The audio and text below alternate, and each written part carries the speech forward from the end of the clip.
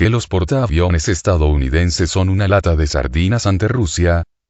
Estados Unidos confía mucho en la supremacía que le otorgan sus portaaviones a la hora de invadir un país soberano, y hasta la fecha ha sido así. Claro que ha sido así solo porque han intervenido ante oponentes menores, que carecen del más básico desarrollo industrial y tecnológico. Ese ha sido el caso de Irak, Afganistán, Libia, Panamá, etc. Pero la situación sería radicalmente diferente en caso de enfrentarse a potencias tecnológicas como Rusia o China. En las guerras de los países antes mencionados, estos carecían de aviones de superioridad aérea, de sistemas modernos de defensa aérea, satélites de vigilancia y teledetección, radares potentes de alerta temprana y, sobre todo, de armas atómicas o armas de guerra electrónica y pulso electromagnético. Así que ante tales condiciones quedaban en total desventaja ante la superioridad armamentística de los yanquis y por eso se vieron vapuleados por los estadounidenses. Ni Irak, Afganistán o Libia tenían los medios para siquiera intentar hundir un portaaviones, sus aviones caza eran inferiores a los de los yanquis y la capacidad de sus pilotos era inferior a la de los estadounidenses. Tampoco poseían sistemas costeros de defensa aérea como los Bastión rusos. Tampoco poseían submarinos sigilosos y atómicos equipados con sistemas de armas de última generación, como los que sí posee Rusia y China, entre otros. Tampoco tenían sistemas misilísticos de ultra alta precisión y con capacidades stealth, sigilo, como los que sí poseen los países antes mencionados. En caso de una confrontación entre un grupo de ataque encabezado por un portaaviones estadounidense contra las Fuerzas Armadas de Rusia o China, la situación sería completamente diferente que en el caso de las invasiones de Irak, Libia o Afganistán. Suponiendo que se intentase un golpe al territorio de dichos países, Estados Unidos enviaría sus aviones embarcados a realizar la tarea, que en este caso se trataría de los F-18 Hornet y Super Hornet utilizados como avión de caza y ataque. También como cazas y ataques se utilizaría el A-6B Prowler para guerra electrónica. Otro tipo de avión serían los E-2C Hawkeye usados para alerta aérea temprana. Asimismo, los E-2 Greyhound usados para tareas de logística. Y un escuadrón de helicópteros antisubmarinos SH-60F y HH-60H Seahound. Viendo la clase de aeronaves típicas que porta un portaaviones estadounidense, estas no tendrían ningún chance ante los aviones más modernos rusos y chinos, como lo son los Su-35, Su-T-50, J-20 y J-31. Los Hornet y Super Hornet caerían como moscas ante una embestida de la aviación de ataque rusa y china, pues dichos aviones disponen de tecnologías de quinta generación, entre las que se cuentan invisibilidad ante los radares y sensores infrarrojos. Poseen asimismo radares de apertura sintética para rastrear con precisión la superficie terrestre y detectar posibles amenazas y destruirlas. También cuentan con radares de barrido electrónico activo tipo AESA para detectar objetivos aéreos a muy larga distancia, pudiendo fijar de 10 a 30 objetivos simultáneamente y clasificarlos según su grado de peligrosidad, con la capacidad de atacar simultáneamente a 15 de ellos. Misiles hipersónicos aire-aire de muy largo alcance, más allá del campo visual. Sistemas Hibini de última generación de guerra electrónica, en el caso de los Su-35 y T-50, etc. Es decir, en un combate aéreo entre un F-18 Super Hornet contra un Su-35, T-50, J-31 o J-20 no habría una sola posibilidad de que el avión estadounidense salga triunfador, ni aunque el combate fuera 10 contra 1, pues los aviones ruso y chino pueden fijar hasta 30 objetivos a la vez y atacar simultáneamente a 15 de ellos. Además, el Super Hornet no tendría posibilidad de detectarlos, ni siquiera de mirarlos, pues los aviones ruso y chino los eliminarían estando a cientos de kilómetros de distancia de su posición, lo que los pondría fuera del alcance de los misiles de los Super Hornet. Una vez eliminada la amenaza que representan los Hornet y Super Hornet, acabar con los EA-6B Prowler, los E-2C Hawkeye, los E-2 Greyhound y los helicópteros SH-60F y HH-60H Seahawk sería cosa de niños.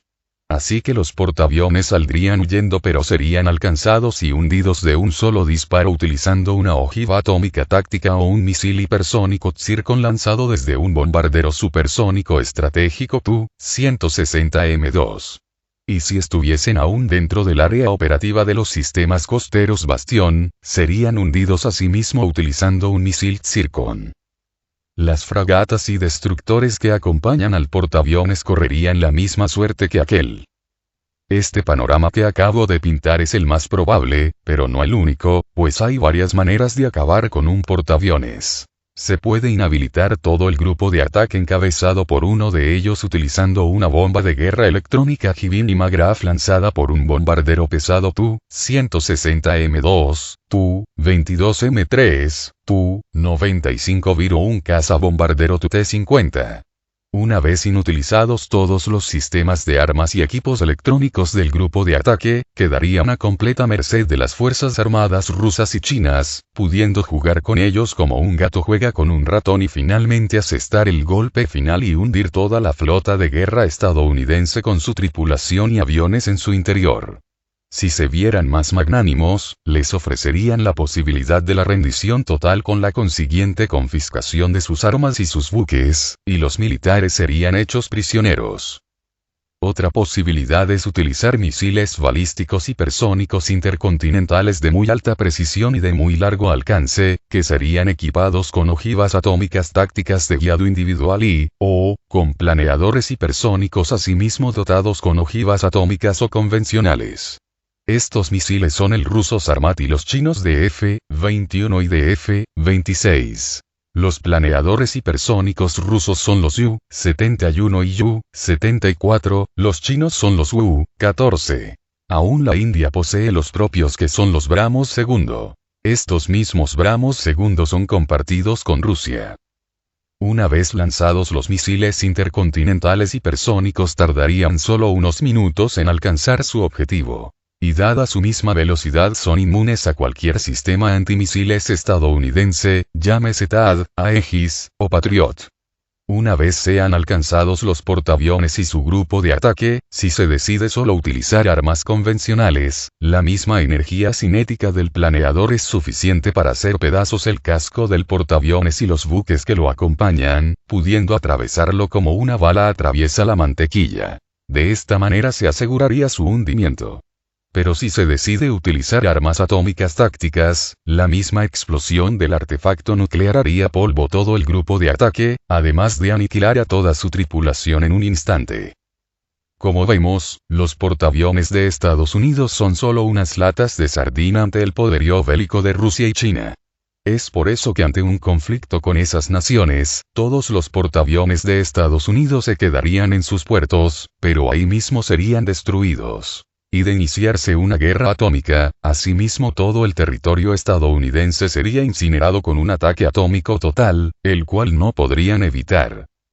Algunos dirán que los portaaviones de Estados Unidos comienzan a ser equipados con aviones de quinta generación F-35 Lightning II y aviones furtivos no tripulados X-47B y MQ-25 Stingray. Aeronaves que presuntamente sí podrán hacer frente a los aviones caza de quinta generación rusos y chinos. Pero la realidad es que los cazas rusos UT-50 son muy superiores a los F-35, en todo caso, se darían un entre con los chinos, pero no con el T-50. Es por eso que los estadounidenses tratan de hacer frente al T-50 fusionando los sensores y la aviónica de los F-22 Raptor y F-35 Lightning II, pero los rusos les llevan también ventaja en ese aspecto, pues ellos desde hace años están desarrollando una red informática inteligente donde todos sus aviones quedarán interconectados, fusionando asimismo sus sensores y aviónica. Esa red inteligente quedó demostrada en Siria cuando el derribo de los Tomahawk lanzados contra esa nación. Asimismo cuando el reciente derribo de los 3 drones estadounidenses que espiaban los movimientos de las fuerzas armadas sirias. En esas acciones militares los rusos solo han utilizado medios discretos para el derribo de esas aeronaves, como lo son el uso de armas de pulso electromagnético, de guerra electrónica y rayos láser de alta potencia. Pero aunque los portaaviones estadounidenses equipen aviones caza F-35, los rusos y chinos no tienen que hacerles frente necesariamente, solo bastaría, como ya he comentado, utilizar misiles balísticos hipersónicos o bombas de guerra electrónica Hibin y Magraf. O en su caso, sistemas costeros de misiles equipados con el misil Zircon. O lanzar esos misiles Zircon desde bombarderos o desde submarinos. Submarinos que no les es posible detectar. Submarinos como el Kolpino, del proyecto 636-3, o el Krasnodar, o el más reciente, el submarino diésel eléctrico del proyecto 877 Barsabianca. Esta es la cruda realidad de los portaaviones estadounidenses. Y no importa que creen nuevos superportaaviones como el recientemente puesto en servicio, el Gerald R. Ford, el resultado será siempre el mismo ante una confrontación con Rusia o China.